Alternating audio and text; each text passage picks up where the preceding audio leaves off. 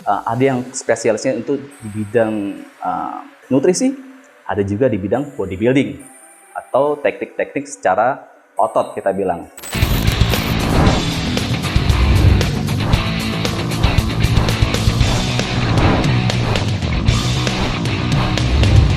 Are you ready? Let's go! Halo, Assalamualaikum warahmatullahi wabarakatuh. Perkenalkan dengan gua Coach Iam, The Power of Mindset. Gua seorang atlet binaraga, strongman, calisthenics, dan powerlifting. Namun kebanggaan gua adalah juara dunia kemarin melawan 35 negara ya, 24 Oktober 2020. Dan sebelumnya gue sudah menjuarai dari 2 pertandingan, yaitu strongman dunia juga, 7 negara dan 5 negara. Cuman yang terbesar adalah yang terakhir, yaitu 35 negara. Gue seorang binaraga juga, sudah ada beberapa medali yang sudah gue kumpulkan. Seorang calisthenics dan powerlifting. Sebuah kebanggaan gue diajak bekerja sama dengan Evolin, yaitu menjadi brand ambassador. So, hari ini gue akan membuat atau membahas yaitu bodybuilding untuk gedein badan. Bener nggak sih? Ya tentunya yang jelas sangat benar ya, karena kita diberikan kewajiban mengangkat beban-beban di gym. Itu yang membuat kita gedein badan, otot, dan sebagainya. Maka jawabannya adalah bodybuilding untuk gedein badan. Tepat sekali. Kesadaran yang pernah kita pahami bahwa atau memahami dunia fitness dengan cara autodidak. Apakah baik dan benar? Ya baik dan benar tergantung dari masing-masing. Setiap orang atau fitness antusias itu mendapatkan ilmu atau informasi dari banyak media sosial. Contohnya seperti YouTube, Instagram, Twitter, dan lain-lain. Baik tidak? Tergantung kembali lagi kepada orangnya. Karena setiap orang punya persepsi yang berbeda-beda, pemahaman yang berbeda-beda, dan daya tangkap yang berbeda-beda. Namun, hal ini yang memberikan kita masalah. Apa masalahnya? Bahwa media sosial sudah menjadi segala-galanya. Tidak, teman-teman. Ketika orang membuat video YouTube, maka mereka akan memberikan sebuah hal atau ilmu yang mendasar, tidak mendalam. Apa yang perlu kita lakukan? Yang perlu kita lakukan adalah solusinya ya, yaitu belajar dengan orang-orang yang expert di bidangnya.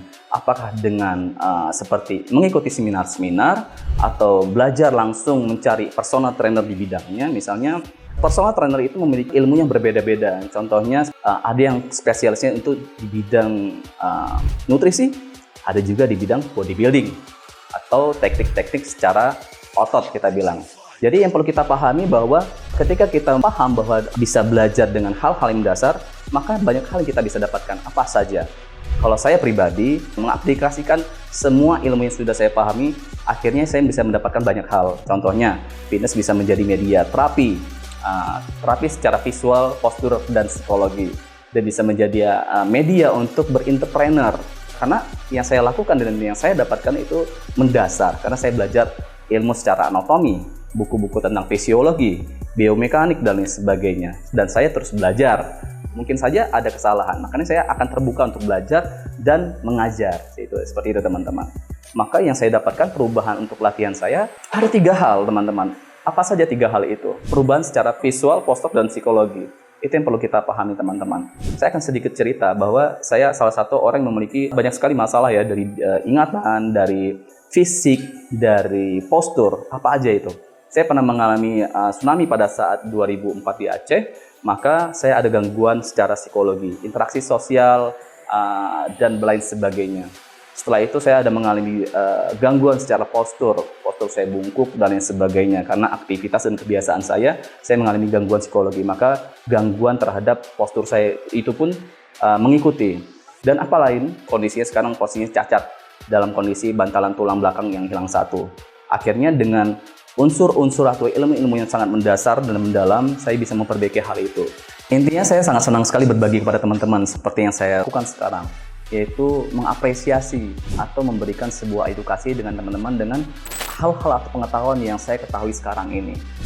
Ingat, tadi saya agak sedikit mengulang ya, bahwa bodybuilding itu bisa menjadi media berentrepreneur. Kok bisa sih ya? Karena ketika kita ke fitness atau ke gym, banyak sekali problem-problem yang teman-teman dapatkan, bahkan itu saya sendiri. Contohnya apa? Misalnya perempuan lah ya, atau cewek-cewek, itu biasa ke gym malu karena mungkin badannya nggak bagus. Atau cowok-cowok yang badannya terlalu kurus, sehingga ketika melihat badan orang, dia merasa minder. Apakah itu yang benar? Sama sekali tidak benar, dan sama sekali keliru untuk memahami itu, bahwa sebenarnya fitness atau gym atau bodybuilding itu tempat di mana kita memperbaiki diri kita secara visual, postur, dan psikologi tentunya teman-teman. Jadi jangan pernah minder. Ketika kita minder, hal itu adalah sesuatu persepsi yang salah. Kenapa bodybuilding bisa untuk menjadi media berentrepreneur? Karena ketika kita belajar untuk ke fitness, menghilangkan kekeliruan di diri kita bahwa tempat fitness itu hal yang mengerikan, kita di situ belajar pertama untuk memahami tentang, oh gue harus fitness dulu.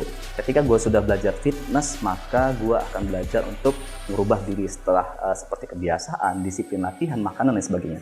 Ketika dia atau teman-teman ya sudah mendapatkan progres dalam hal itu, maka teman-teman sudah berani untuk bisa berbicara ke teman-teman yang lainnya, memberikan sebuah edukasi dengan cara meyakinkan, bro, gue dulu latihan di sini sekitar 1-2 bulan dan akhirnya sekarang gue bisa mendapatkan progres yang baik.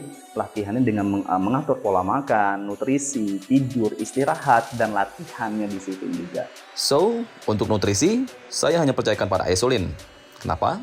Karena isolin adalah whey isolate murni yang diproduksi langsung di Indonesia. Kandungan proteinnya yang tinggi yaitu 27 gram setiap servingnya. Yang kerennya lagi dilengkapi dengan BCAA. Pas banget dong untuk bantu memenuhi kebutuhan nutrisi saya. Terlebih karena aktivitas saya yang kebanyakan melibatkan kegiatan fisik seperti bodybuilding, binaraga tentunya ya, strongman, calisthenics, dan powerlifting. Selain mencukupi kebutuhan nutrisi saya, kandungan BCAA pada isolin sangat ampuh untuk mempercepat recovery pada otot-otot saya. Jadi bentuk otot saya juga makin kering, tajam dan membesar karena proteinnya dicukupi untuk kebutuhan hariannya. Karena buat saya bodybuilding, strongman, calisthenics, dan powerlifting kurang lengkap kalau nggak ada isolin. Gimana dengan kalian? Ingat, ketika kita memahami bahwa setiap orang benar atau tidak disesuaikan dengan pengetahuan yang baik dan benar juga. Hanya itu yang bisa gue berikan, semoga bermanfaat bagi teman-teman. Dengan gue Coach Iam, The Power of Mindset. Ingat, just action. Evolin, that's my evolution.